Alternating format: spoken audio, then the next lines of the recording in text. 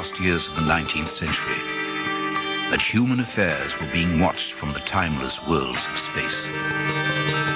No one could have dreamed we were being scrutinized as someone with a microscope studies creatures that swarm and multiply in a drop of water. Few men even considered the possibility of life on other planets. And yet, across the gulf of space, minds immeasurably superior to ours regarded this Earth with envious eyes. And slowly and surely, they drew their plans against us.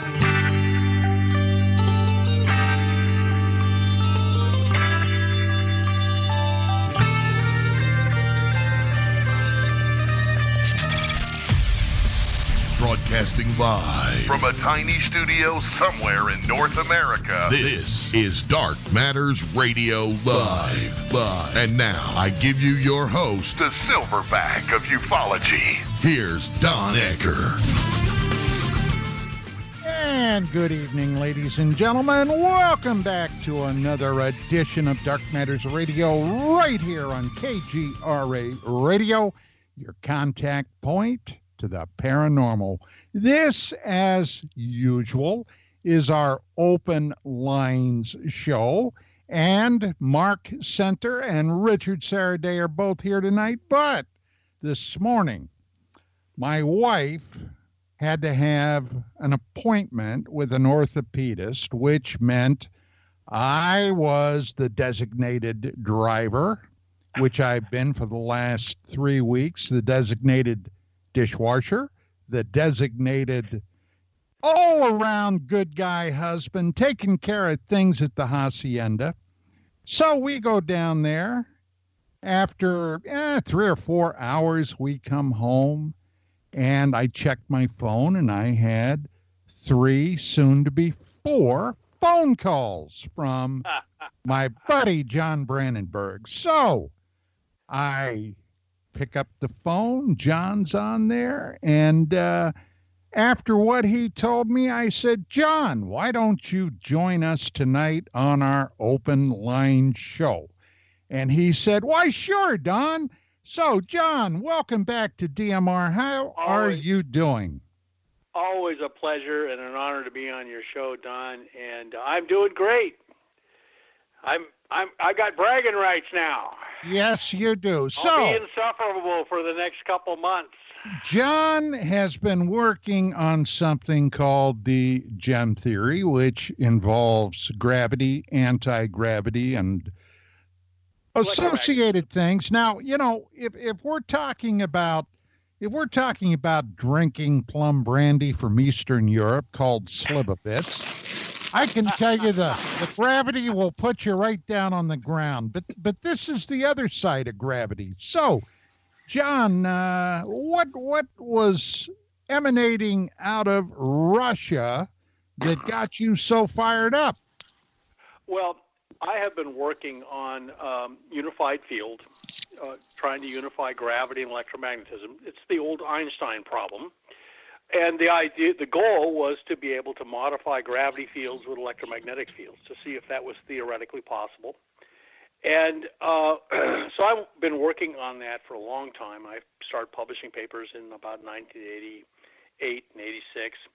And then a fellow in Finland who is Russian. He's Russian. He's working in Finland. His name is Podletnikov. And he, I hope I'm pronouncing that right, but anyway, he suddenly announces that he's spinning superconducting disks in Tesla rotating electromagnetic fields. This is an invention invented by Tesla. It's the basis for the induction motor. So he's spinning these superconducting disks, and he notices that the gravity is weaker above the disks than it is below it. Now, he writes this up and starts talking about it, and the Russian security people from right across the border with Finland, they show up, basically arrest him, and take him and everything in his lab back to Moscow. So apparently he was speaking out of turn. Was he affiliated with the Russian government? No, at least not when he was in Finland, but ever since then, he has been basically a creature of the Russian government. They basically pulled him into their anti-gravity research. Well, the implication that is was 20 years. So that was 20 years ago, but now they've let him out apparently. So he's back. The in implication, Finland. John, was that he stumbled upon something? It looks like it, yes. And the Russian government was highly displeased with him for talking about it without consulting them first. We were afraid for a while that nothing more would be heard from him, and he would be buried in some unmarked grave in the forest near Moscow. But no, he continued to release things periodically. Since he was in Moscow, we figured he was not speaking freely anymore. He was basically being told what to say. But it was really fascinating to find out that he had apparently stumbled on something that was of enormous interest to the Russian government, so much so that they gave him a free ticket back to Russia. Well, how does that interface with your unified field theory? Well, what had happened was the U.S. government reacted very strongly to this report, and this led to some support for me working on my unified field theory. And what had happened is I had discovered this work by these two Japanese guys with gyroscopes, also using rotating electromagnetic fields. And if they spun the gyroscopes counterclockwise, they lost weight. But if they spun them clockwise, they didn't. It was very peculiar. And I also found out a Russian had reported the same results in 1968. So I was trying to explain that in terms of my theory. And what fell out of the experiments and the theory was that the rotor in the gyroscopes was not important. It was kind of just a distraction. What you do is if you take out the rotor, so there's just spinning, pure electromagnetic field, the weight loss became stronger. And I published this. I went immediately to a breakthrough propulsion conference put on by NASA, and it was 1998, and we published this. And at the very end of the paper, we talked about rotorless experiments. We reported our work with the gyroscopes, basically confirming the Japanese and the Russian results. And so then what happened then is, ever since then, I derived what was called, well, from my theory, I derived what we would call a vacuum Bernoulli equation, which specifies how to create rotating electromagnetic fields that would create a kind of pointing vortex. A pointing vector is crossed E and B fields. And so I published all of that, and we got experiments that showed a weight loss when we spun these pure electromagnetic fields. And so that was back in 1998. I've been continuing working on that. So it's now 2020. The theory, the GEM theory, I've been presenting it at scientific meetings. It's gotten more developed. It yields a lot of other stuff besides just this vacuum Bernoulli equation. And now Podletnikov suddenly has reappeared in Finland, and he suddenly said, in the end of a long interview, which I've given you a link to, that the superconductor is not important. It's all about the rotating electromagnetic field. He says the future of gravity modification is rotating magnetic fields. Now, let me ask you a question. Report. I have a question. When you indicated that by that process, weight was lost or reduced, which seems to suggest you're talking at least in percentages of anti-gravity. Right. How much weight was lost? We were using sensitive chemical scales, so we were losing like 10 milligrams out of about a 100-gram object. So, you can do the math. It's like a tenth of a percent or something like that. And so... so that is significant. So don't pack your bags for Mars just yet. That is significant, though. It's easy to measure, and you turn it on, the thing loses weight, and then you turn it off. You turn off the rotating electromagnetic fields, and it goes back to the weight it had before. So it's really quite remarkable. We also suspended the coils just with a piece of nylon fiber over the scales and turned it on and off to see if it was affecting the scale, and it doesn't affect the scale at all. So we also, by the way, then suspended the coils beneath balloons in a plastic enclosure so there wouldn't be any air currents. And we saw that when we turned on the power, it would get lighter, and the object would rise, the coil would rise, and then we turn it off and it would go back and sink down to where it had originally been. Well, how do you increase that effect? Oh, well, first you need a lot of money, and I have gotten support from the federal government, and but not very much, enough to keep my research alive. So most of my research has been theoretical, but actually the theory does give you a kind of formula for how to create lifting force, and it's basically creating you have a kind of a conducting dome, and then underneath it you create this intense rotating electromagnetic field, and supposedly that will allow you to ultimately have a controlled gravity modified flight. The dome will lose all its weight. We've been chatting since the start of the show, and I have two co-hosts here, Mark and Rich. Guys, do you have and incidentally, welcome back. Do you guys have any questions that you want to ask John? Well, yeah, quite a few actually. Sure, very it's good. Very Fire interesting work. How are you, John?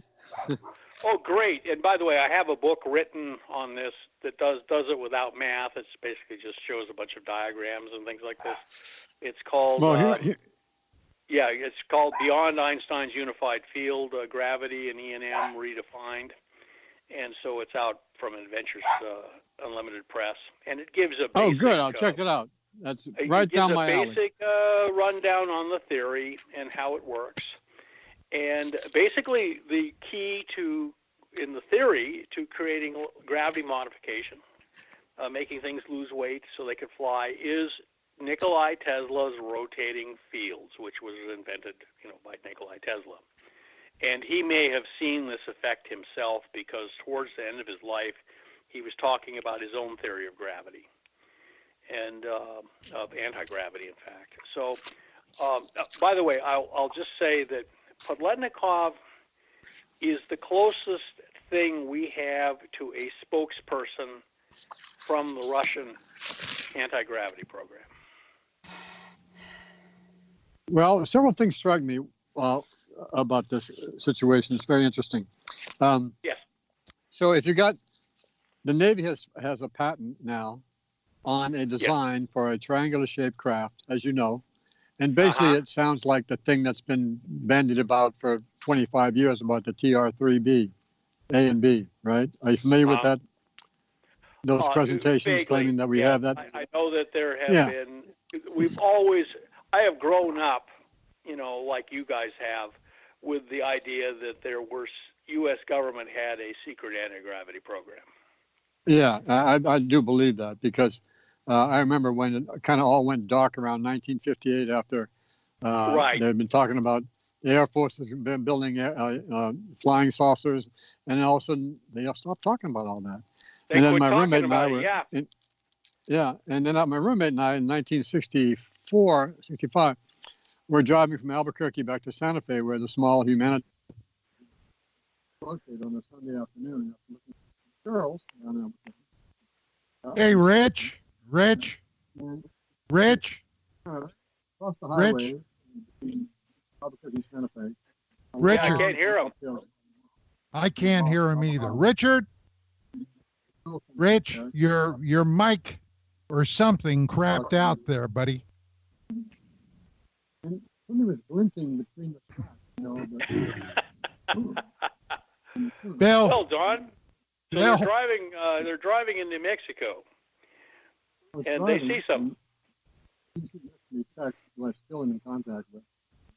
Hey, John, is it true that space smells like toast? Yes, I've made several trips into space, and it smells like burnt toast. Okay, thank you. With some jelly on it. Nice. Yeah. By the way, your buddy, his signal's all broken up. We can't hear him. Yeah. I'm telling I'm telling Bill to either get in touch with him or unconnect them. Hey, no good project ever proceeds smoothly. You know? Yes, and that's why I asked my burnt toast question, because it sounded like the appropriate question to ask. So right, and so basically, I'm happy because the closest thing we have to somebody speaking from the Russian anti-gravity program has now confirmed that it's the rotating Tesla fields that are important, not the superconductors or any other material stuff. Wow. So I've been saying that now for 20 years. So this is very exciting to me. The gem theory, I recently went to a scientific conference and presented it at a full-up scientific conference, and I was really nervous before the conference because I thought I'd be ignored, and instead I was met by a mob with pitchforks and torches. So this was, people were intensely interested in my work because, for one thing, I can predict the Newton gravitation constant from my theory to within a part per thousand, and no one else can do that. So the theory not only predicts this interesting weight loss effect in rotating electromagnetic fields, but also gives insight into the relationship between gravity and electromagnetism in the universe. And so it was very exciting. And, well, Bill, John, in science fiction, especially good science fiction, right. One item that is often referred to are inertial dampeners. Now, going at it hypervelocity, extreme speed, the idea of an inertial dampener prevents the pilot or the astronauts, whatever, from being turned into strawberry jam at the back of the cabin, right? Right. It minimizes the G-forces on them. Now, is that something that would be involved also with your theory? Yes. My theory indicates it's possible to put the jet fighter pilot in a high-performance jet fighter in a electromagnetic field so that he will not experience as much G-force and be able to do tighter turns. Are these things, are inertial dampeners, are they feasible at this point? I believe so, yes. Basically, when you fall, objects in free fall, say we're all standing in an elevator and the cable breaks, we all get to experience weightlessness for, depending on how high the building is that we're in, for a minute or so before the elevator hits the bottom of the shaft, and we get shafted. But basically, we have no sensation of acceleration when we're in free fall. We're in weightlessness. And what you want for a spaceship is for the crew to constantly feel, even while the spaceship is doing all these violent maneuvers, to actually experience weightlessness. That everything in the ship and the crew themselves are actually falling in controlled gravity field put out by the ship. And that would mean that we could we could create our own flying saucers that could fly sharp right-angle turns. And Do you think we may have in black budget programs? I mean, the Pentagon supposedly 15 years ago or more lost several trillions of dollars they couldn't account for. Now, it's the same. My theory has always been that money was pumped into black projects. Oh, I think so. You'd have to have a pretty big sofa to have seat cushions where you could lose that much change. Yes, Let me put it that way. And I am aware that my theory, the gem theory, has been of interest in the black world. But since I don't have a security clearance for that sort of thing, they have basically given me a little bit of money to help me keep going, but they haven't given me anything like the $1 trillion that they gave to other people. And you're pissed, aren't you? What? You're pissed off. Yes, I am. Yeah. But it's okay. It's just,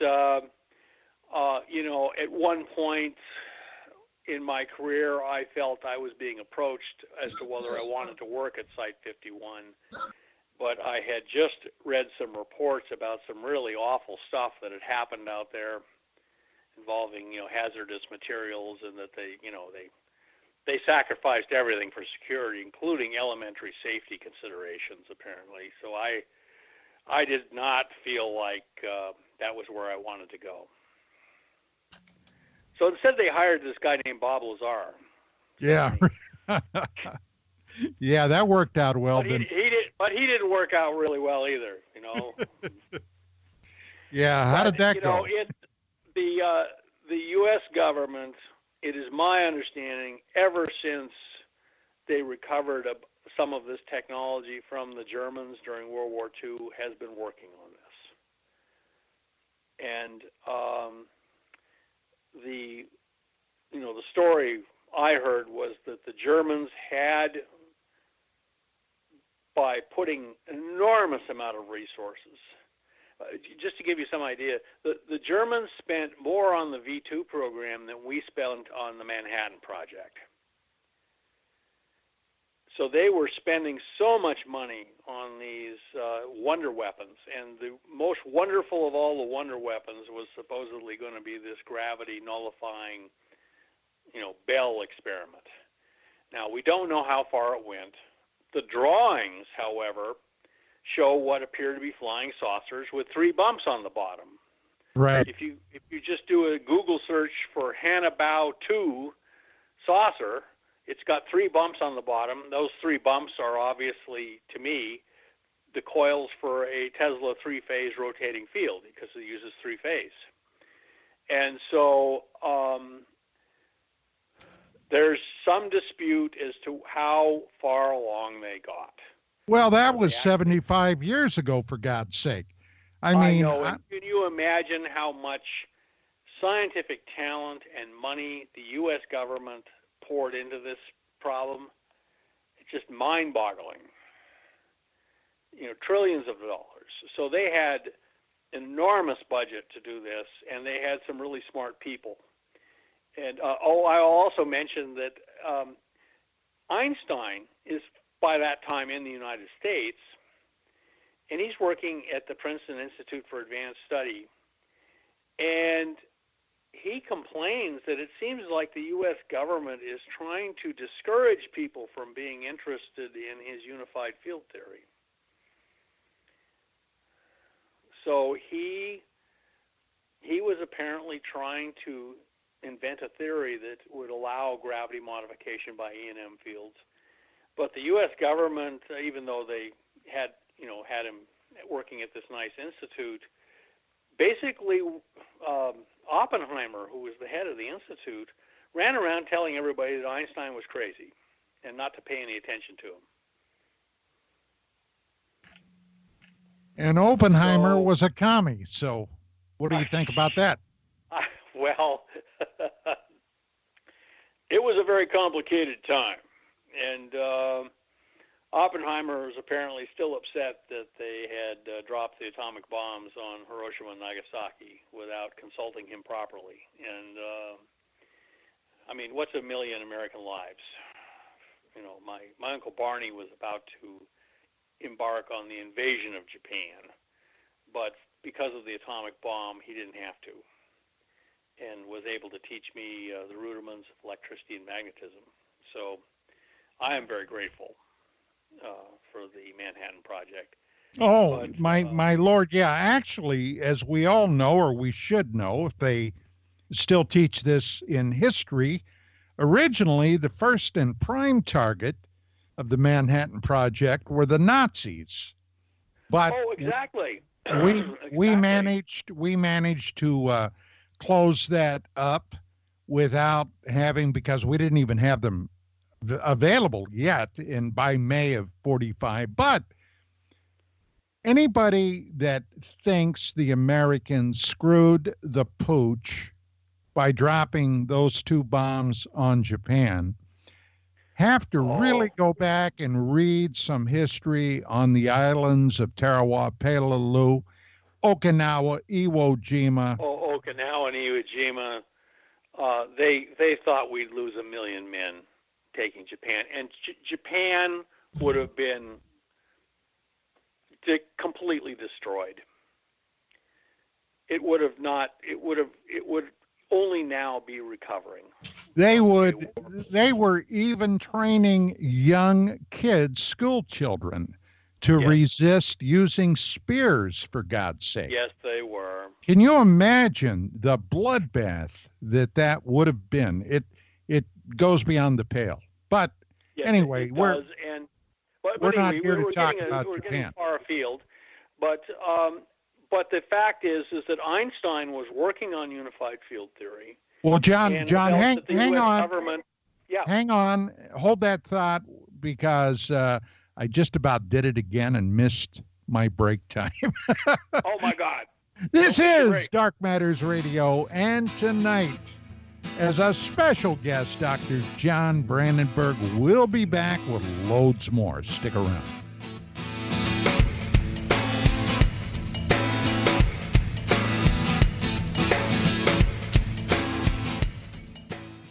Hey, this check is wrong. I worked a holiday and 7 hours of overtime. Not getting paid correctly is a real pain. It could also hurt our boss if our company provides out-of-compliance checks.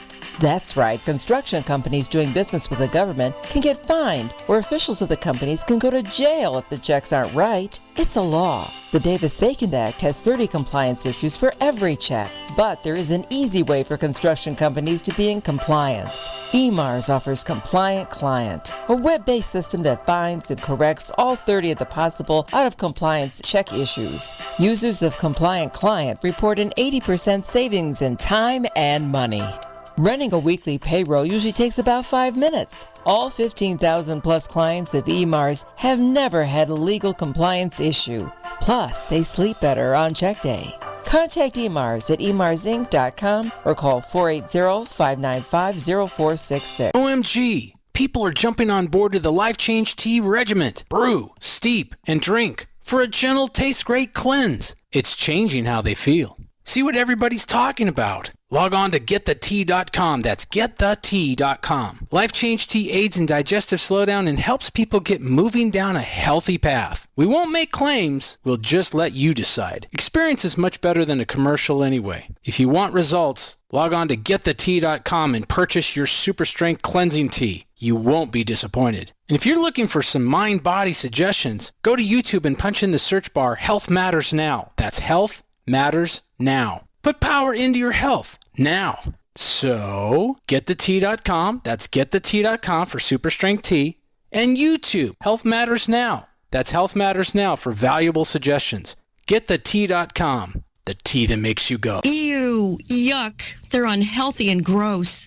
Bugs, I hate bugs. We keep a clean home, but occasionally bugs show up. Well, I found something that is tougher than bugs. Orange Guard. From contact, it kills bugs. Plus, Orange Guard kills hidden bugs and keeps new bugs away for weeks. I know, I use Orange Guard. Plus, all of the ingredients of Orange Guard are on the FDA generally regarded as safe list. Orange Guard may be used around food, humans, and pets. It promotes a healthier planet, and here's a bonus. Orange Guard cleans where it's sprayed. Plus, it comes with a 30-day money-back guarantee. Orange Guard. You can get Orange Guard at Ace Hardware. And listen, folks, Orange Guard is tougher than bugs, and it's safe to use. Go to orangeguard.com. That's orangeguard.com. Now you have the inside contact for alternative talk radio. The Planet. KGRAradio.com.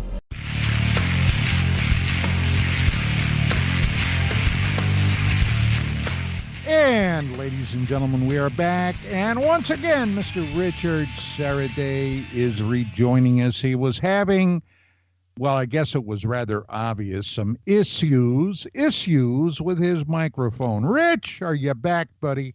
That's what I thought. Okay. All right. So anyway, Rich, before you blanked out, you had something you wanted to say to John.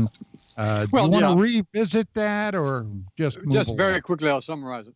Basically, I think we've had this technology for a lot longer than is known. The Navy patent for the thing that looks like the TR-3B, right? The new Navy patent is actually filed and in public, right?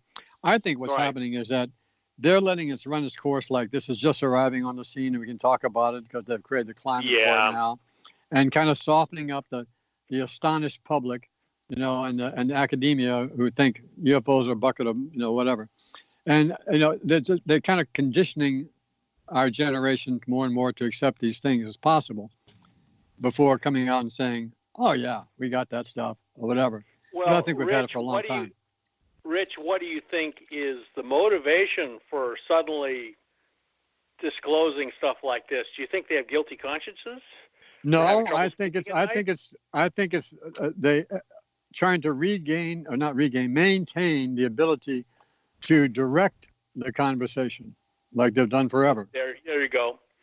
One of the theories I have proposed is that, we're not alone in the universe, and we have neighbors, and we're not getting along with one particular group of neighbors, and that's one reason they're suddenly disclosing things. I asked a British official, and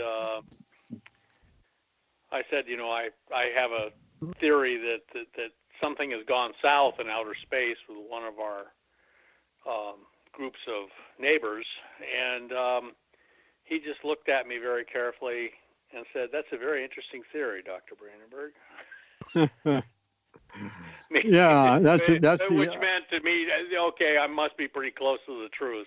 Which would they got some kind of trouble, and they're trying to bring the public up to speed, exactly, just in case they have to basically tell everybody to go crawl under their beds.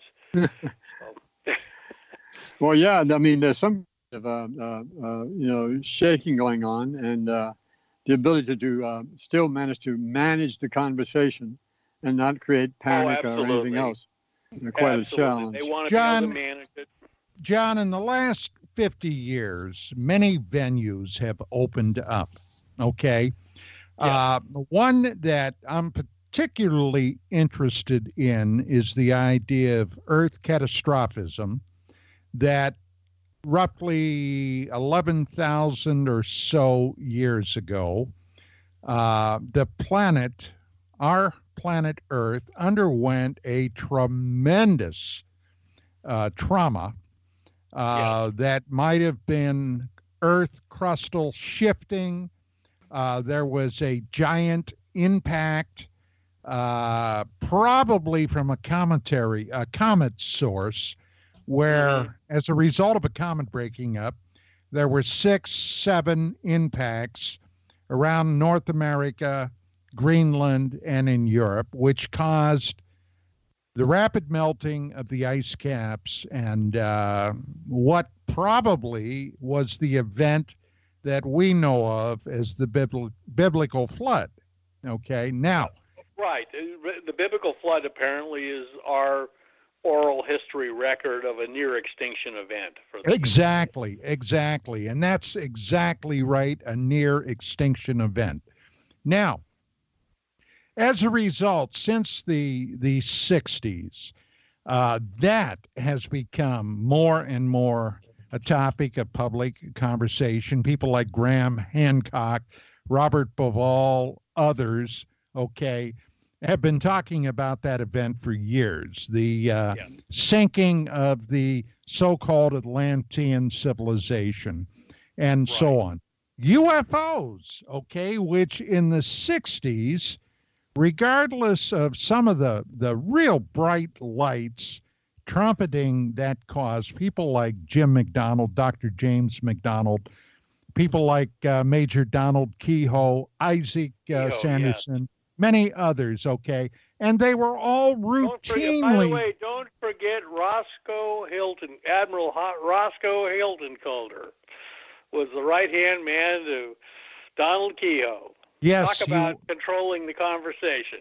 He was the first director of CIA and a classmate of Kehoe from the Naval Academy. Now, isn't that something? Those guys were routinely denigrated by the professional skeptical community and the government. However, today it is much, much more open. We now know from governmental sources that at one point, and I'm sure it's still going on, the Pentagon had secret studies examining potential threats from aerial phenomena. Now, when I spoke with you earlier today, one of the things that I broached to you, John, was the idea that perhaps some of these anomalous objects that we're seeing in the sky are not from an extraterrestrial source, but the possibility that they are coming from a breakaway civilization. Perhaps a civilization that broke away from the planet 11, 12,000 years ago. And I ask you, what do you think about that? And why don't you give us your readout on that now? Well, in the first place, we have numerous reports from people from the abduction community of, in some cases, people being abducted, and usually well treated, by the way, by people who look just like ordinary human beings from Earth, but flying in flying saucers. And so that is a phenomenon. Also, we have people who claim to be from the Pleiades who look just like human beings, just like you or me. And so we have the possibility that we have several possibilities. One is that there is a breakaway civilization, that parts of the human race actually acquired a very high technological level. There's the other possibility is that very humanoid aliens stopped here and fostered a colony where they brought the local human beings up to speed and basically taught them a whole bunch of stuff. So there was kind of a joint civilization on this planet that was partly extraterrestrial and partly terrestrial, but all human. And interbreeding with human. Exactly. And so that, that would mean that we are all partly extraterrestrial, that the human race, as we consider it, is actually a super-terrestrial entity. It is not just confined to Earth. So that's a possibility. And so you can either have a breakaway civilization from Earth, from like Atlantis or something like that, or a humanoid civilization out there that's been helping us and adopted some people from Earth, or a combination of the two. And so, well, let me ask you a question very quickly. Why would they, not our people, but they wish to keep this covert?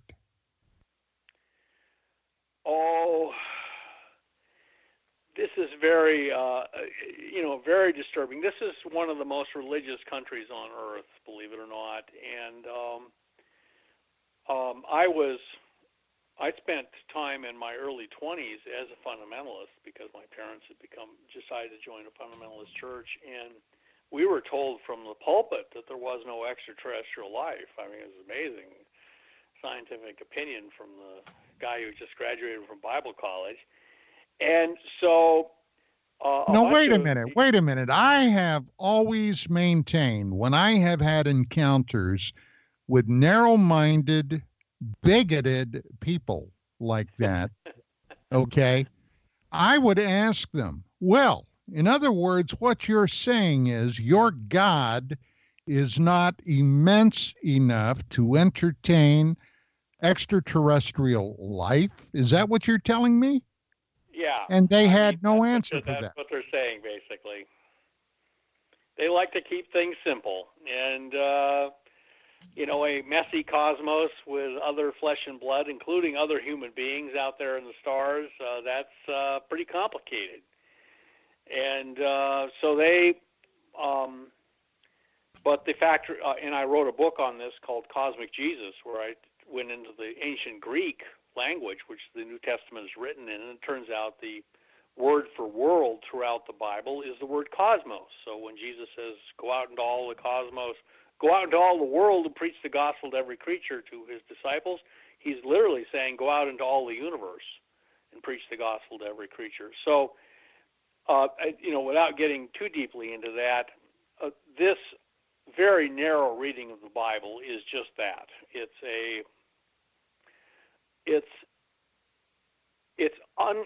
very unhelpful at this point to say that Earth is the only place where there's real flesh and blood and life. And anything. How could anybody that ever looked through a damn telescope even begin to say something like that?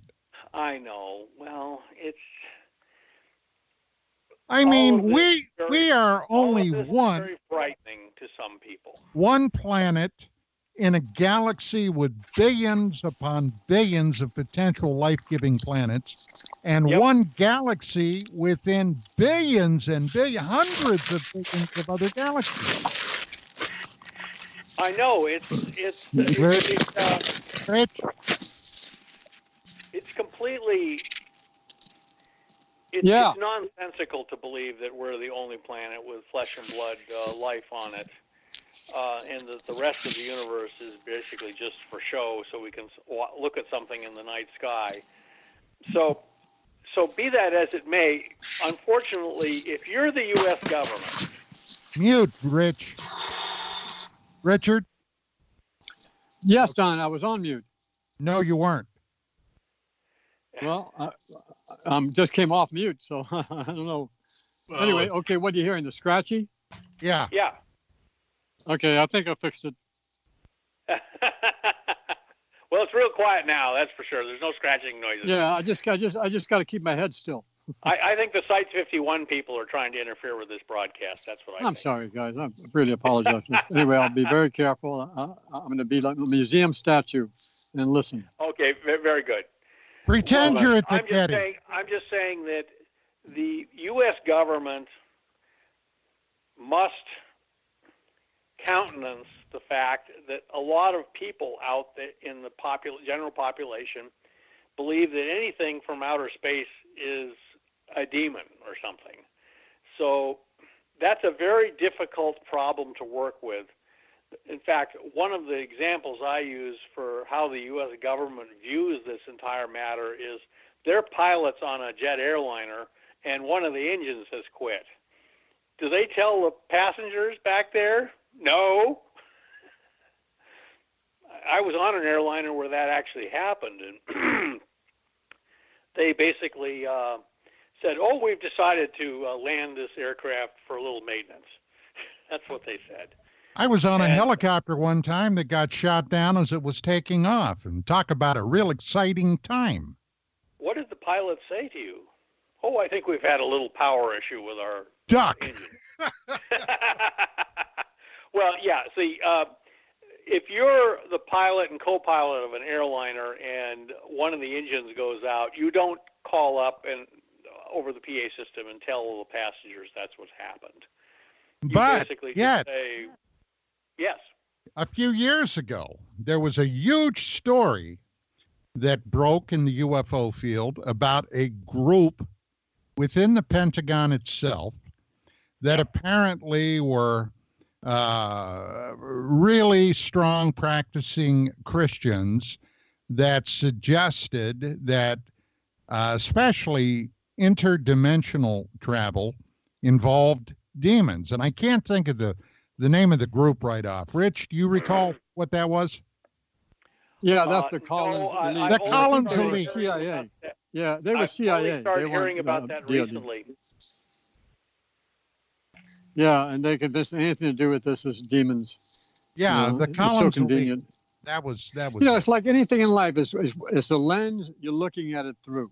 You know, and most often the observer is the thing observed. You know, like, you're looking at your own paranoia or your own limits of understanding.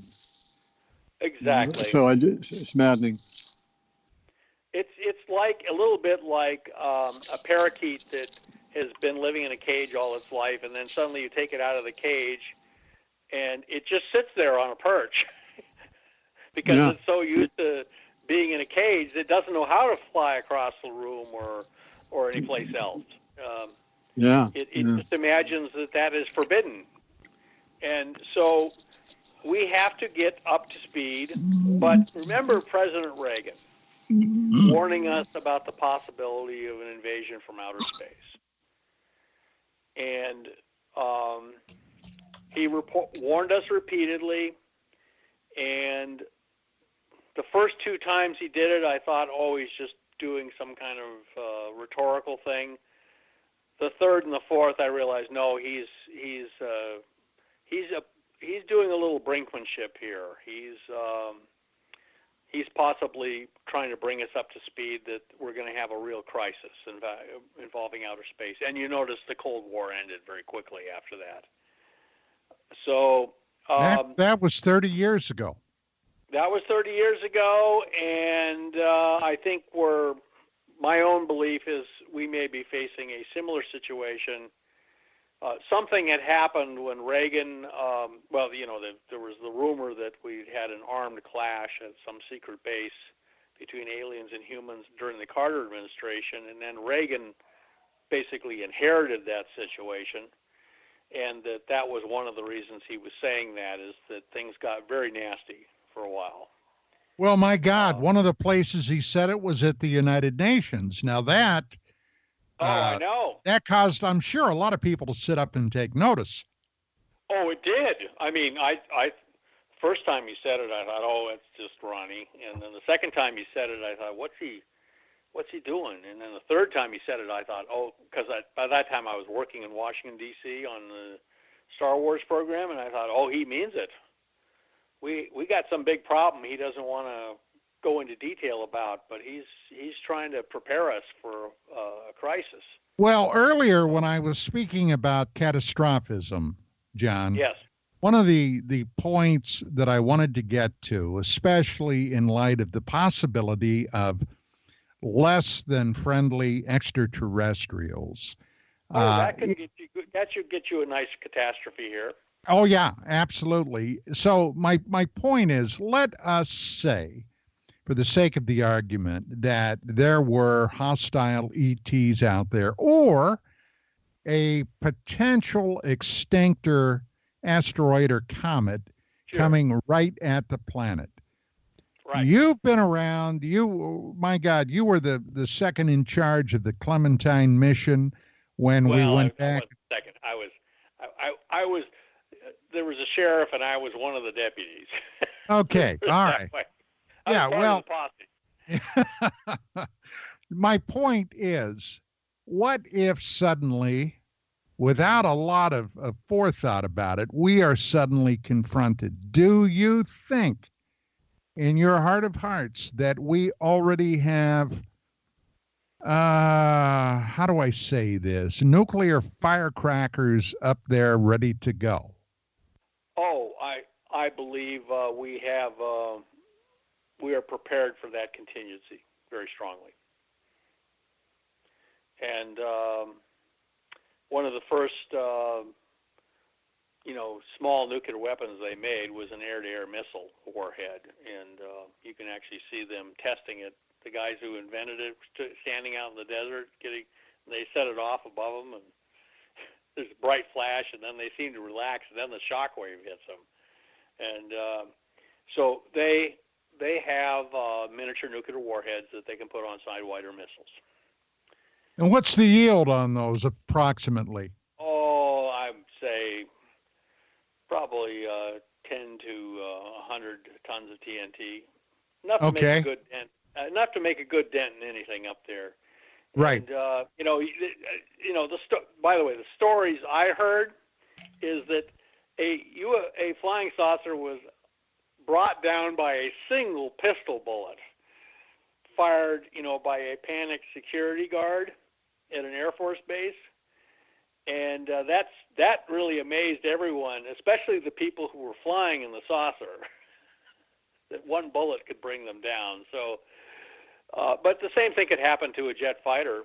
I mean, if you get a bullet in the wrong place and you're a jet fighter pilot, it could ruin your whole day.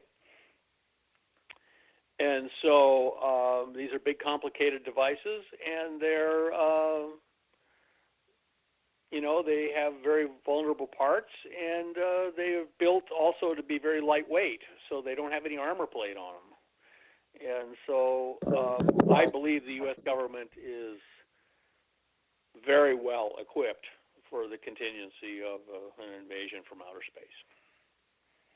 Okay, all right, and well, that's what I was curious about, because it would be a bad day. The stock market would be affected, but we would get through it. I'm sure it would. I was curious about that though, because in the event of, let's say, a 4-mile or 5-mile asteroid coming in, that could prove to be prove to be a bad day for everybody involved. I actually, I wrote a novel about that. It was called Asteroid 20-2012 Sepulveda, and the blonde newscaster refers to it constantly as the Jiffy Lube asteroid. And what they do is they try and keep it secret as long as they can, but when they finally they send a little nuke out to try and change its orbit so it'll miss the Earth, and all it does is dust it off. It turns out it's not a rock, it's a bullet. It's solid nickel iron. And they end up just hammering on that asteroid.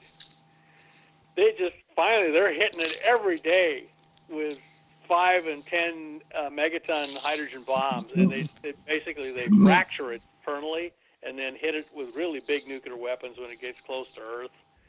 And then the fragments, it turns it into a shotgun blast. I'm telling you the whole novel. By the time it gets near the Earth and they break it up, it turns it from being a bullet into a shotgun blast. So they have all these Patriot missiles and laser-guided artillery shells that break up the fragments as they come in. And of course, it happens over L.A. So anyway, I had great fun with it. But if you get into a knockdown, drag-out thing with one of these asteroids, they're going to roll out the entire nuclear arsenal. And we have a lot of nuclear weapons and big rockets to send them out into space. So don't worry about that. The whole Earth may be covered with radioactive dust by the time we're done, but that asteroid's not going to make it to Earth in one piece. I'm quite confident of that. But it still might come back in a heck of a lot of pieces. Oh yes, and that's why you have to have layered defense. You have to have Patriot missiles and look, it's not a question of if it might happen. It's bound to happen again. It's happened many times. Many times in the past. It's happened several times. They had a couple years ago a meteor that they spotted in outer space. They didn't exactly say how. I think they were using what they call national means and methods.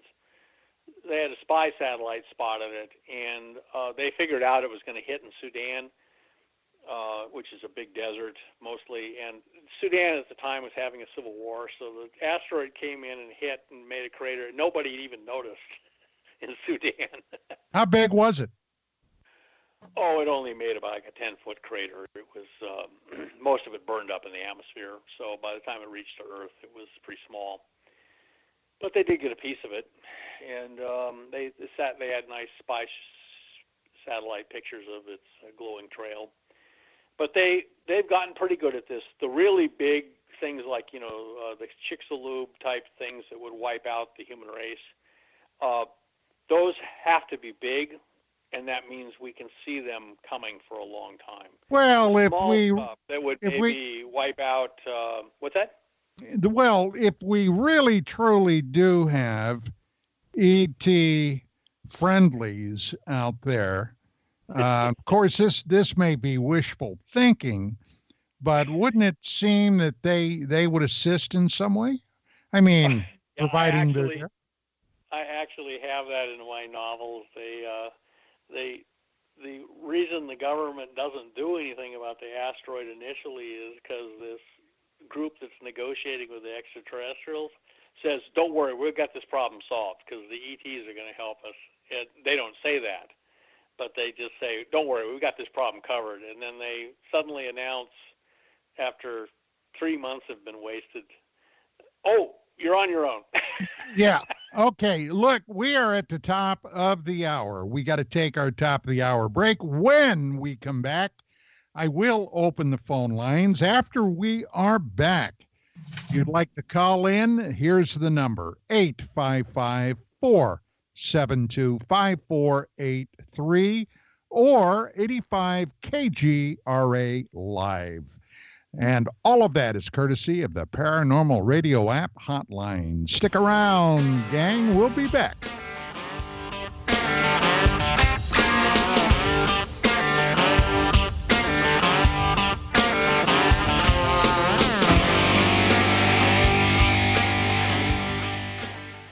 Why is it we're not very good with our health regimen until it's too late? We don't put oil in the car until the engine blows up. When the body's out of balance, your health is not so good. Give your body some love. Log on to GetTheT.com. That's GetTheT.com. Try our Life Change Tea, which cleanses you from harmful intruders.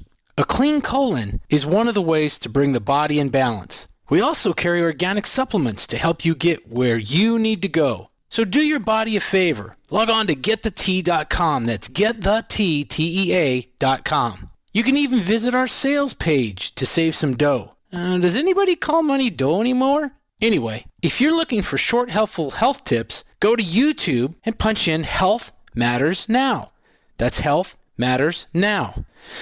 So, log on to GetTheT.com, shop, get balanced, then learn some cool tips at Health Matters Now. You'll be glad you did. That's GetTheT.com. Hey, Dr. Phil here. I help people solve difficult and trying personal problems every day on my TV show, but there's one problem that's just got me stumped: childhood hunger. Nearly 16 million children in America struggle with it. That's 1 in 5 kids who may not know where their next meal is coming from, despite the fact that there's more than enough healthy, nutritious food out there to feed them all. Now, I don't know about you, but that is unacceptable to me. Luckily, the Feeding America network of good people is out there collecting surplus food and giving hope to hungry children and their families at local food banks all across the country. But let's face it, they can't do it without your help. Join me in supporting Feeding America and your local food bank at feedingamerica.org. Brought to you by Feeding America and the Ad Council. Together, we can solve hunger. Together, we're Feeding America. Hey, is that a new music app? Yeah, check it out. Surfer Music Discovery. It links to thousands of online stations, but the twist is you see the song names and artists that are now playing live. That's different. No guessing. Looks like a waterfall of music. So many formats. Rock, oldies, country, R&B, jazz, and a whole lot more. How's that spelled? Surfer. S-U-R-F-R. Is it expensive? It's free. No need to sign up or sign in. Get the Surfer Music app free from Google Play or the App Store. Are you intrigued by Paranormal Talk Radio? You'll love the new Paranormal Radio app from TalkStream Live. You'll find a great selection of talk shows covering UFOs, ghosts, strange phenomena, and much more. Download the Paranormal Radio app now and start listening to the very best in paranormal talk entertainment, including the network you're listening to right now. The Paranormal Radio app, free in Google Play and the iOS App Store. You listen to us, and we listen to you. And so does the CIA. KGRARadio.com.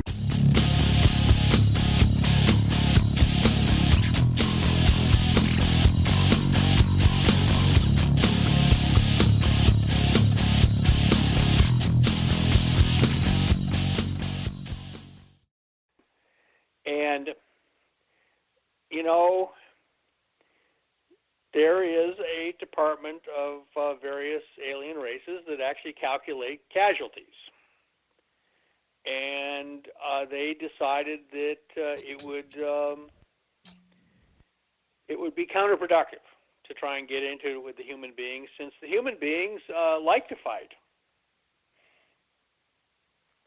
We have a great appetite for conflict, and they didn't want to mess with us. That's why we are the way we are. I mean, we're running.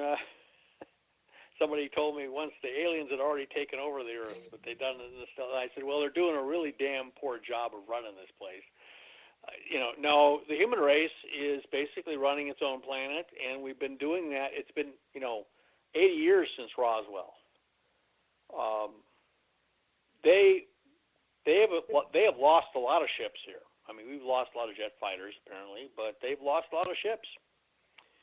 And the story I heard was that the Russians, the Americans would occasionally take pot shots at UFOs, but the Russians imagined that any unidentified flying object flying over Russia after World War II was American. So they would scramble MiGs and roll out their air-to-air, surface-to-air missiles, and they just would go at it hammer and tongs. And they finally brought down a saucer, and the KGB troops, Interior Minister troops, arrived at the scene with crowbar skis and pried open the hatch, and they looked inside. And, yet Amerikinski. These aren't Americans. But by that time, the Russians got off on a really bad foot with the aliens, apparently the gray aliens, and so they've basically been in a kind of undeclared war with the Russians have been in a kind of undeclared war with the grays since the middle of World War II, basically. Well, back in '91, when Dr. Marina Popovich, Colonel, retired, Soviet Air Force, okay. Yes. A female cosmonaut, although she never flew in space. Her ex-husband, before he ran off with his secretary, was General Pavel Popovich. Russia, even in best of times. Yes. General Pavel Popovich, the first human being to rendezvous with another spacecraft in orbit. Okay, she's over here. I went down to Arizona where she was speaking, met her, interviewed her over a couple of days, and the indication was that back in the early 60s, when JFK was still president of the United States, there had been covert meetings between the Soviets and the Americans over the UFO phenomena. Yep. Have you ever heard that, John? I've heard that too. We basically have had a secret alliance since the kind of the 60s or 50s, that we would, we would reform the anti-Nazi alliance, only it would be against aliens from outer space. Well, now that's quite a concept, isn't it? It sure is, and we know the Russians, them boys can fight. There's no doubt about that. They during World War II, they would ram German aircraft with their fighter planes, and so Well, their T-34 tanks, which had a 76 millimeter, or no, was it? Yeah, I think it was a 76 millimeter gun, but it wasn't big enough to crack a Tiger tank from any distance, so they would ram the tank. They would ram them. Battle of Kursk, they did repeatedly. The German, very elaborate German tank tactics were useless because the Russians would run right up to them and hit them on the side and ram them, and so we're a fairly intimidating bunch, the human race, and so I've written a science fiction trilogy, which is basically a war with the Greys, and in the first novel, the UFO cover-up collapses. In the second novel, we invade the moon with the 1st and 2nd Marine Divisions, 82nd Airborne and 101st, land on the front side of the moon and advance to the far side to wipe out the alien bases. And the Russians land 5 days after we do, and they are advancing from the west, and we advance from the east. And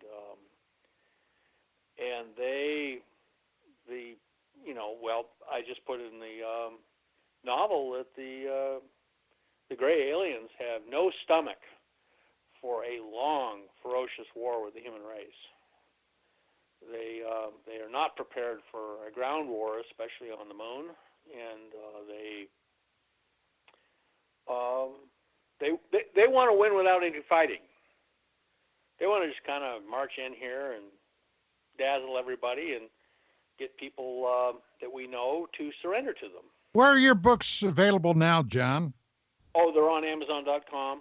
It's called the Morningstar UFO Trilogy, and it has the whole, the collapse of the UFO cover-up. Well, you better tell everybody that it's under a pseudonym. Oh yes, I'm sorry. I wrote it under the pseudonym Victor Norgard. When I was working in Washington, D.C., I heard all of this scuttlebutt around the coffee machines and in the hall before and after meetings. I was working in a classified setting, and when I left to take a job of teaching down in Florida at the Kennedy Space Center, at the University of Central Florida, I told my bosses, I'd like to write some science fiction about some of the rumors I heard around here. And to my surprise, they said, "Oh, John, we always like your reports. Why don't you write a science fiction novel, as long as it's science fiction? And we'll read it." I went back to Washington, D.C. about 10 years later after I'd published the novel, and had lunch with a couple of my old buddies, and they said, we really liked your novel. Well, especially all the Sex and the City stuff. It deals with, John, it deals with the Washington, D.C. swamp. Absolutely. Well, in the novel, Men in Black swamp dwellers. Oh, in the novel, the deepest part of the deep state is the UFO cover-up.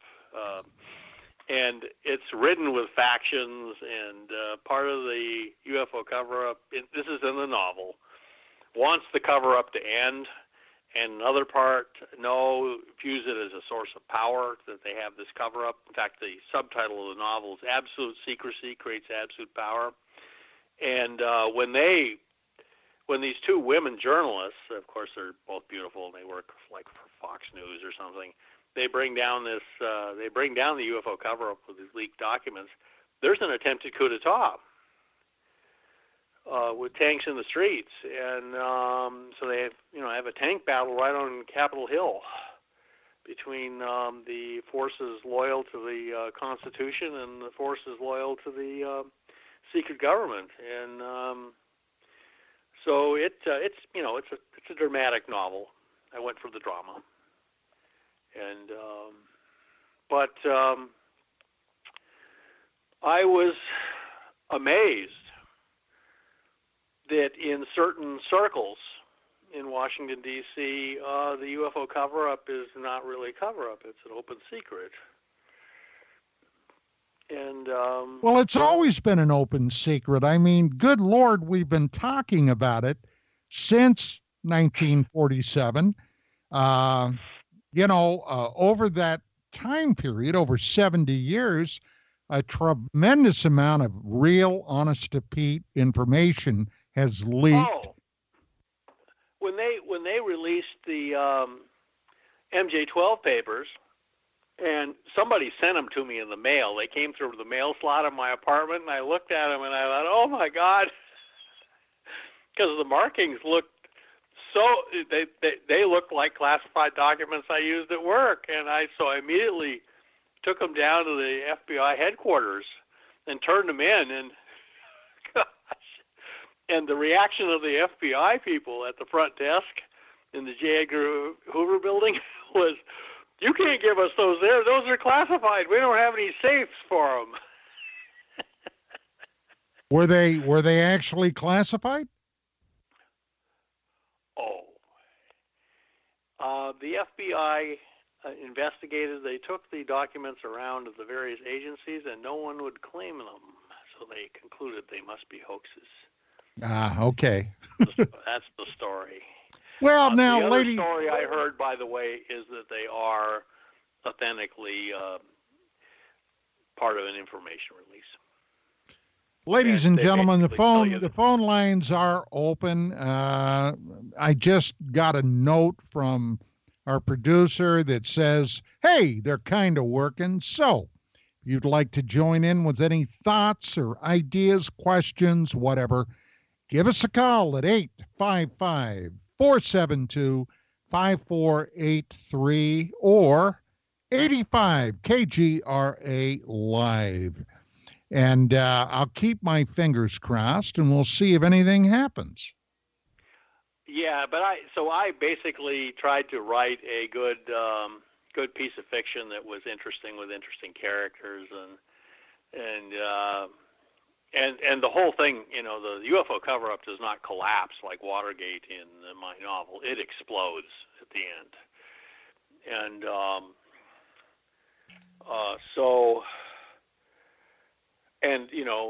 then the sequel to that is we have a war with the Greys and we invade the moon.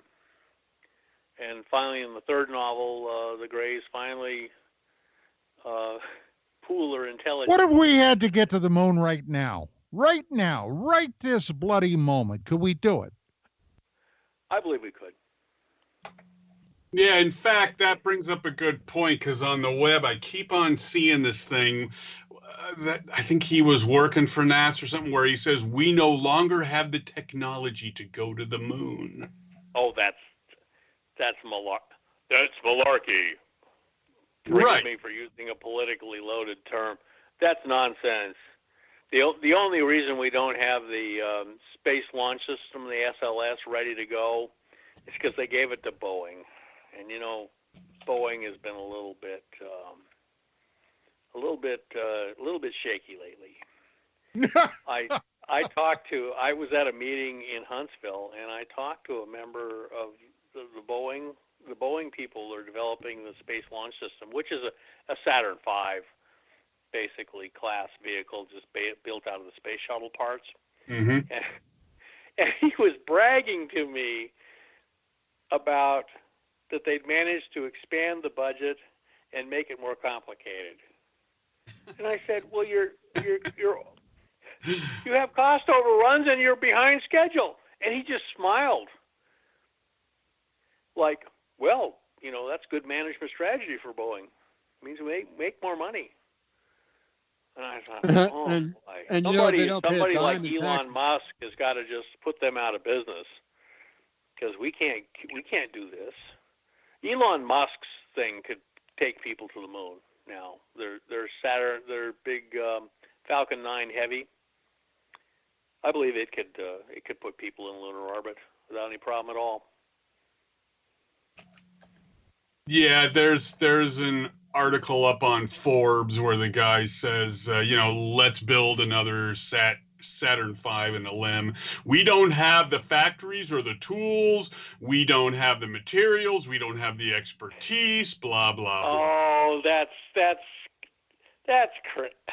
look, we could do it. It would cost a lot of money, but we could do it. In fact, I heard that there was a study, kind of a closely held study. When I was working in Washington, D.C., I heard that they did a study. They actually do have the blueprints for the Saturn V, as it turns out. They said that they didn't, but they actually do. And as it turns out, rebuilding the Saturn V was the cheapest of all the possible options because it's just sheet metal and liquid hydrogen and kerosene, mostly. It's actually very cheap. I mean, people say, "Oh, we can't do things like we used to do." Yeah, we can. It just means that we have to recreate a skill set. And but gosh, with 3D printing like we do now and all that stuff, we don't need. You don't need the actual, precise machinery that was made to make parts for the Saturn V. You can 3D print them. Right. Yeah, that came from that claim about the blueprints came from John Lewis from a 1996 book called Mining the Sky, and he tried to find them and he couldn't find them, so they must have been lost. And this other guy said the problem in recreating the Saturn V is not finding the drawings, it's finding the vendors who can supply mid-1960s vintage hardware. Oh, the Russians could supply it for us. Well, yeah, but why would you even want to? You like you said, you would upgrade, right? You just upgrade it and 3D print everything. And no, we could do it. We could do it without any problem. And here's the story I heard when I was in Washington, D.C., is that everyone agreed that the Saturn V was a very cost-effective rocket. It was cheap, and it was cheap, it was sheet metal, basically. And the only thing complicated about it was the engines, but those we could make those again. But the problem was, is when you do a big program like this, the big aerospace companies, they want to make money from research and development. They don't make any money from bending metal. They want to build something new because that's how they make their money. They develop stuff. Right. It's not the actual cost of the toilet seat. It's the development of the toilet seat. Right. That's where they make their money. That's why it costs $60,000.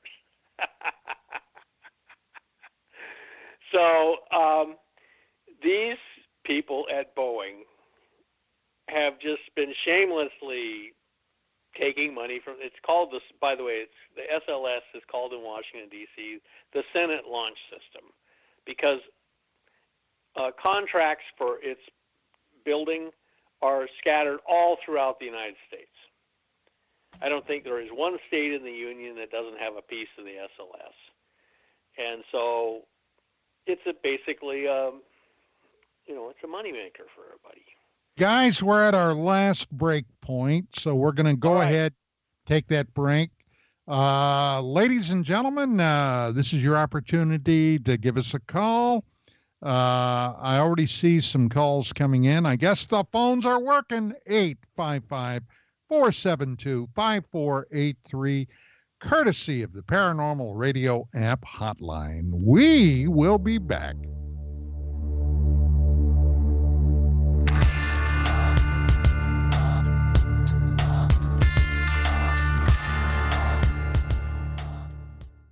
Nancy Vernon here with Ozark Mountain Publishing, coming to you from the Ozark Mountains of Northwest Arkansas. We are a publisher of New Age, metaphysical, spiritual, nonfiction books, as well as digital downloads, DVDs, and audiobooks. This is also the home of all of Dolores Cannon's titles. The company was founded in 1992 and has been bringing to you a varied selection of titles covering many different subjects. This year, we have added a new imprint to our company, Big Sandy Press. They will be publishing titles from the genres of historical fiction and nonfiction, paranormal fiction, and more. So be sure to visit our website, ozarkmt.com, and explore all the new and exciting authors and titles coming your way. For more information about Ozark Mountain Publishing or their events, call 800-935-0045. That's 800-935-0045, or visit their website at ozarkmt.com. That's ozarkmt.com. You can tug all day long on a carpet that's been glued to the floor. Then you hurt. There are many strong glues out there. Let's see, there's liquid nails and Gorilla Glue. You ever try to remove 3M 5200?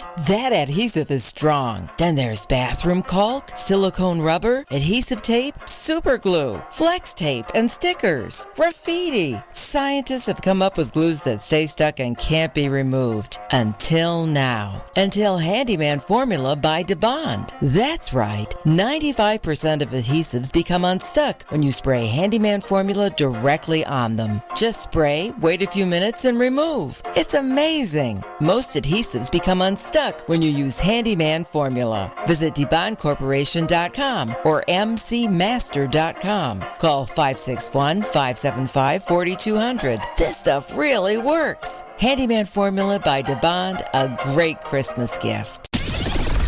The new KGRA YouTube channel is now live. Subscribe and be sure to hit the bell to stay up to date on the latest major announcements, alerts on trading topics, exclusive live streams, live video cast, and that's just the beginning. Be the first to know what's coming from the KGRA TV channel in real time. So keep it locked in to your contact for alternative talk radio on the internet. Your KGRAradio.com.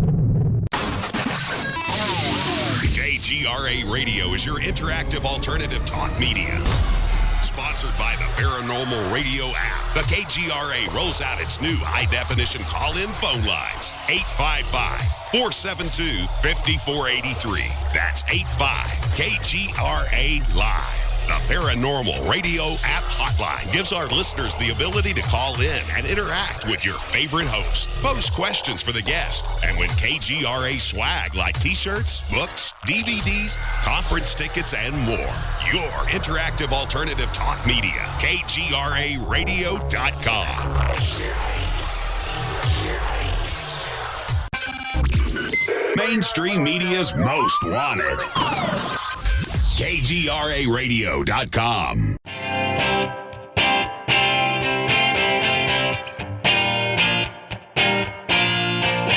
And we are back, ladies and gentlemen, and the phone system apparently is working. And right now, we're going to go to John from Missouri. Is that right, John, Missouri? That is correct, sir. Yes, well, right. the producer, Skywatcher, did not say Missouri, but me being who I am, I remembered where you live. He's a top-notch producer. The Silverback. The Silver. John, how you doing, my friend? I hope you've had a good year. Good New Year so far. What's on your mind?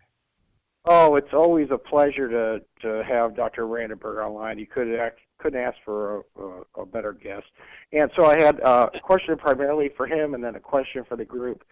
Sure. A question for Dr. Brandenburg. I was watching on C-SPAN presentation by the leader of the new Space Force, and there were Lockheed, Raytheon people in the audience. It was a little contentious, and he said they were not going to allow any new satellites to go up without defensive capabilities.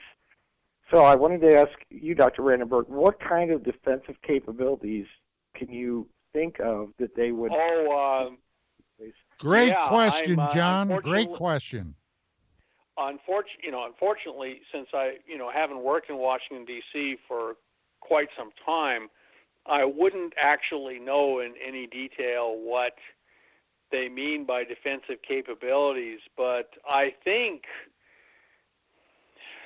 they're talking about the ability to shoot other satellites. Or maneuver, John, maneuver. Or maneuver out of their way. You remember there was a very unfortunate accident. A Russian satellite ran into an American global cell phone satellite, and it was just a terrible accident. It created all this space junk, and the Russians apologized. I hope they paid for our satellite.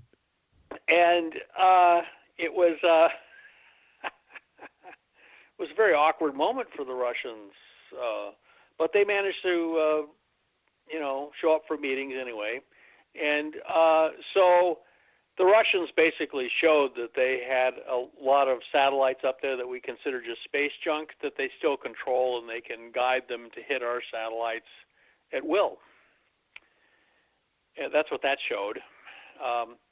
You remember during the space shuttle program, we actually docked with one of our satellites and fixed it in orbit in the shuttle cargo bay.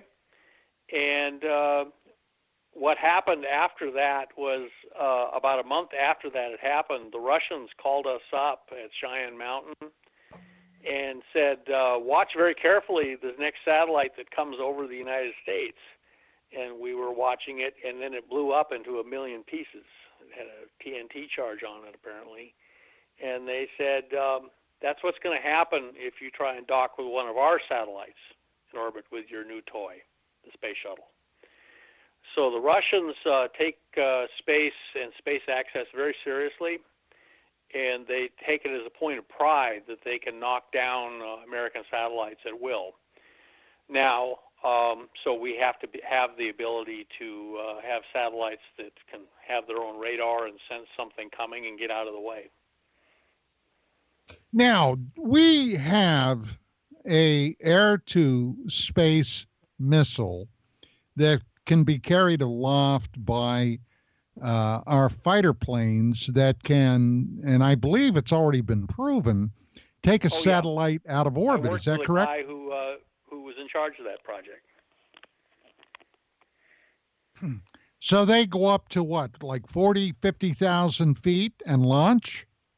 Yep, and they can apparently go up several hundred miles into space and hit things at will. And they could theoretically put a small tactical nuke on that, couldn't they? Oh, if you wanted a really warm feeling about the results, you could do that, but you don't really need that. So that would cause a lot of EMP and things like that. So you would probably just stick to just conventional. Conventional or just conventional fragmentation warheads are very effective in space because the shrapnel doesn't slow down like it does in the atmosphere. It just keeps going and going. So would that look something approximating STS-40? What was that, Don? 43? 48. Yeah. So would that somewhat look like that, you think? What's STS-48? What was that? Was that the Columbia? Yeah, it's the mission that I broke on NBC and CNN, where the shuttle encountered an anomalous object, and it appeared that somebody took a shot at this bogey. The bogey. Yeah, I remember there was a lot of video before they started encrypting it. Yes. It looked like there was a real shooting war up there. Yes. Apparently, and stuff coming from apparently the Earth's surface. Right. And and being fired at objects in space, and so it looked it made the astronauts look extremely brave to go up there and face sort of stuff like that. What kind of technology would it take to do something like that, you think? Well, the The technology they used for the when they demonstrated that they could hit a satellite in orbit, they launched it from an F-15, and it was an anti-radar missile called a HARM. That's what they used as the basic missile. So they had a big missile motor, and they put a seeker on there that could do the terminal guidance, and they literally hit the satellite skin to skin. It was that accurate. Now, the Russians, of course, have had for since the 60s, the late 60s, I believe, had basically a space mine. It's basically a Claymore mine on the top of a satellite. The Russians, by the way, never throw anything away. If they had a system like that working, that means they could just bring it out of the warehouse and launch it tomorrow, and it would still work. And it was basically just a radar seeker with a big Claymore mine attached to it, and they would get within about 800 meters of a satellite, and they tested it several times and showed that they could nail other satellites with this thing, with this shower of fragments from this Claymore mine. A Claymorsky, they called it. And so the Russians are not slouches when it comes to stuff like this, and of course the Chinese demonstrated they could blow up one of their old weather satellites with a ground-launched rocket. So that kind of stuff can be done if you've got good enough computers and if you know how to make guided missiles. John, where is our pulsed energy weapons program at now? Could we send up that airliner with the laser in the nose that was originally developed to take down ICBMs? Could it get up high enough to affect?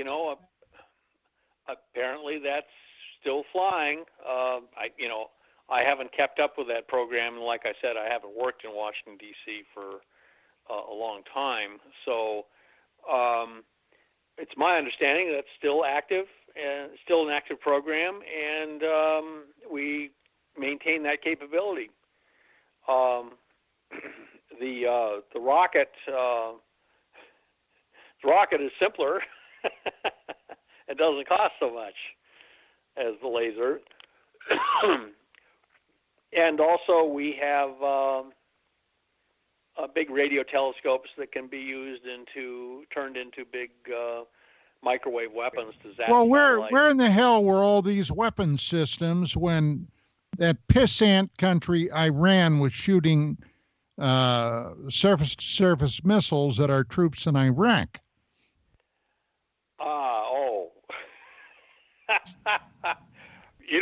Don, that's a really good question, and I don't know what the answer is. I think we've stayed in Iraq long enough to impart American values very strongly. We built a bunch of shopping malls there and a bunch of McDonald's, and I think we should go. And let the Iraqis sort out the details of democracy for themselves at this point. Well, I can't say I would argue about that. But that's just an aside, and my model, by the way, in my science fiction of the rest of the universe, it is just as screwed up as this planet is. And with this, it's a Game of Thrones out there constantly, and we're part of it now. We are part of it. Well, ladies and gentlemen, this is your opportunity. If you'd like to call in, talk to Dr. Brandenburg, 855-472-5483 or 85 KGRA Live. Thank you, Paranormal Radio App Hotline.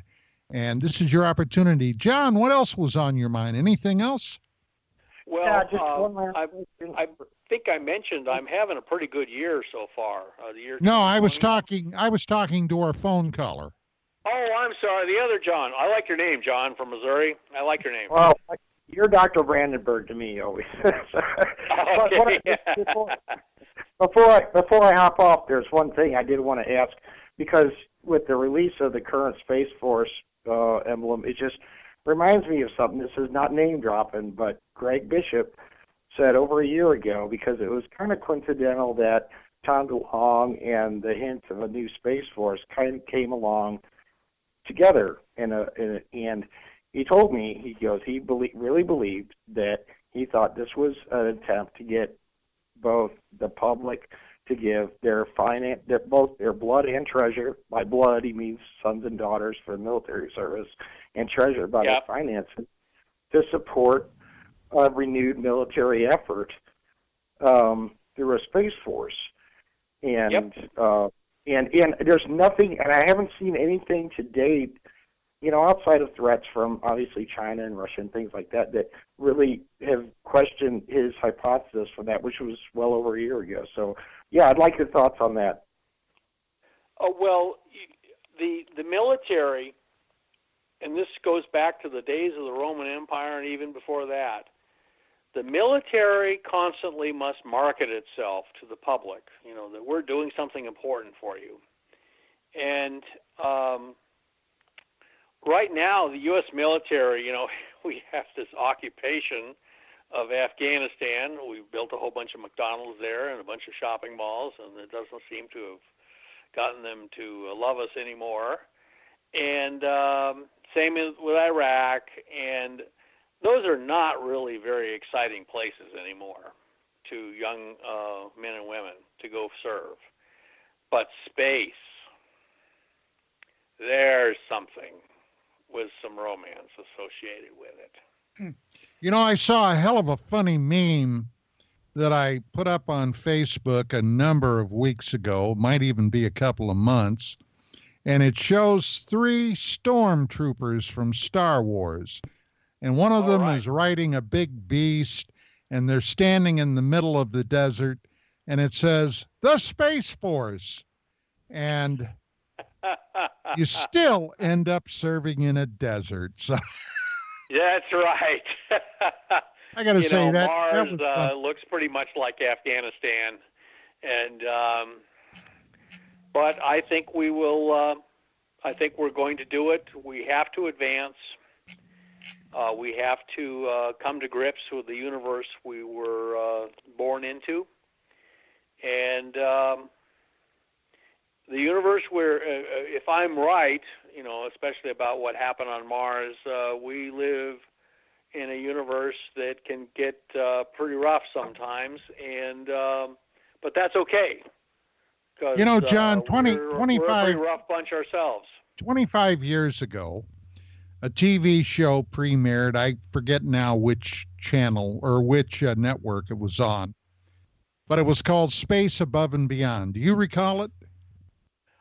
No, I think I missed that one, unfortunately. Well, it was actually a very good, gritty series. It only lasted for, one season. Of course, the suit bean counters, for whatever reason, didn't like it and got rid of it. But the Sarah Connor Chronicles. Don't get me started, Mark. Don't get me started. But at any rate, I've been watching this recently, and the very first 2 episodes, which was like a mini movie when they ran it, they have these young troopers going to Mars. We've been attacked by a hostile extraterrestrial race. When they get to Mars, they find out that some of these evil extraterrestrials are already there, and they get into a firefight with them. Now, if we go to Mars, like one of my novels. Yeah, what do you think the possibility is that we're going to find recent, not ancient, but recent evidence of extraterrestrial visitation there? Well, I think it's quite likely. If the reports are true about all the abductions and UFO sightings and things like this, this solar system is a busy place, and we're apparently in some crossroads region of the galaxy. There's a place called the local local void. If you look it up on Google, you can see that the Earth or the Sun, the solar system, is at almost the exact center of a large void in the galaxy where there are not very many stars. So apparently something happened here, some star exploded or something and created this big void, and we're right in the middle of it. So that means we're kind of a strategic place. We're kind of the Middle East of the galaxy, apparently. So that means if we have a lot of people visiting us from other places and vying for advantage here politically, then they would be occupying parts of the far side of the moon and Mars, because those are just good convenient staging areas for doing a lot of operations focused at Earth. I mean, that's what I put in my science fiction because I consider that quite reasonable and logical.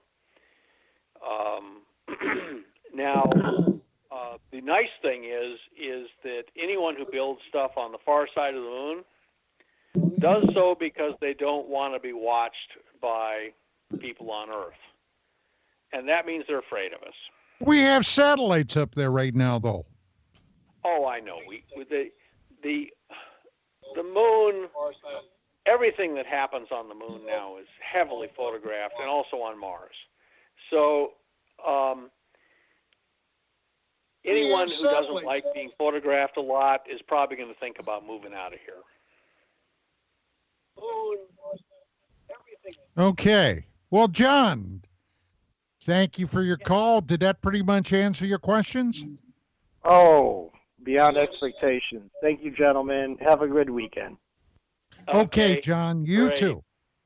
Hey, John, real quick, concerning technology and tracking technology and things.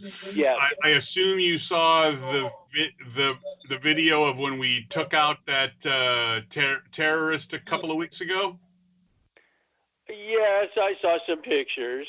Okay, so how different would it be to shoot from the surface of the Earth and hit the satellites and things as it is for those guys to pinpoint? I mean, crazily pinpoint those guys. They have unless the target has a lot of countermeasures, you can stuff moving in orbit. It's very easy to predict its path unless it has a lot of countermeasures. Right. So you could nail it very easy.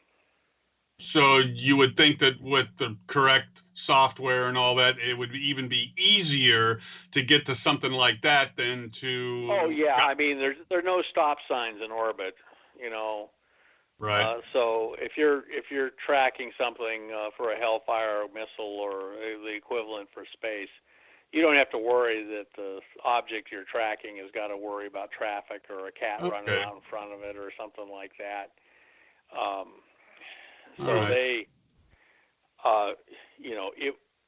Stuff in space is easier to hit than it is on Earth, believe it or not.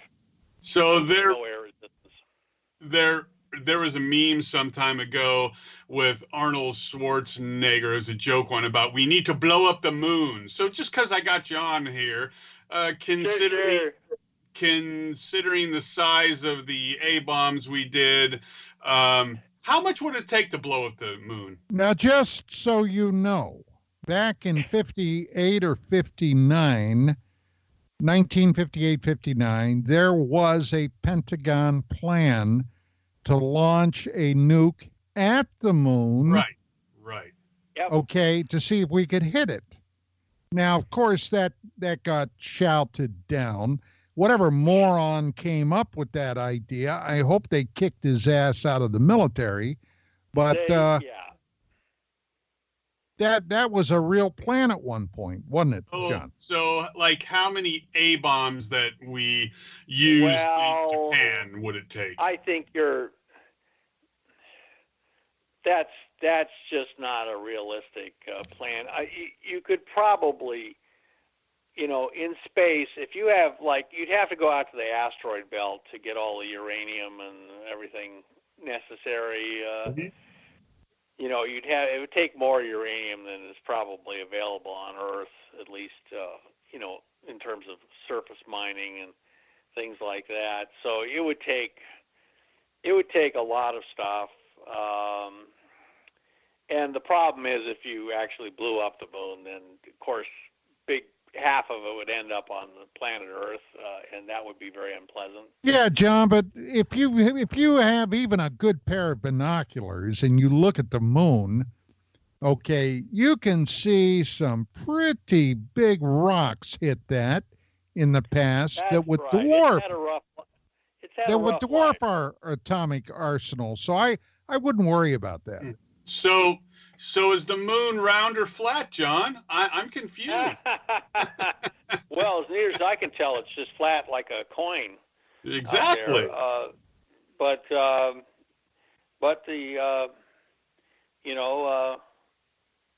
pictures from space of Earth, that it looks flat too. So maybe the flat Earth people have something.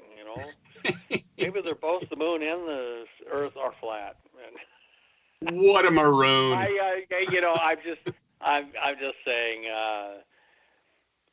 The Earth, the moon is a very remarkable body. I mean, none of the other planets have as big a moon as the Earth, relative to the size of the planet, and they still can't figure out how the moon actually was created. I will tell you one thing, though, is that the moon, the oxygen isotopes, the reason they can tell where things are from, they can tell, like people say, bring in a rock, and they say, I think this meteorite is from Mars, and they test it. They test the oxygen isotopes. Oxygen has oxygen 16, 17, and 18 that are all stable.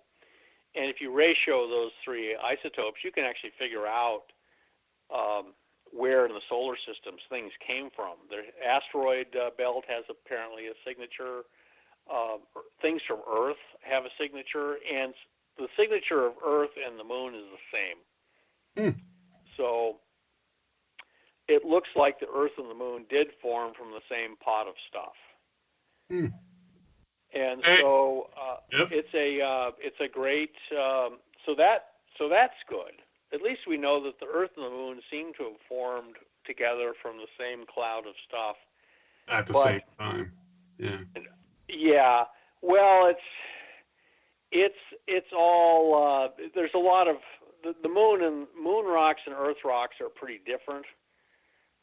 That's why the people don't realize the Russians actually landed on the moon 3 times with robots and scooped up samples of rocks and brought them back to Earth. It was a great technological achievement. They couldn't put their cosmonauts there, but they did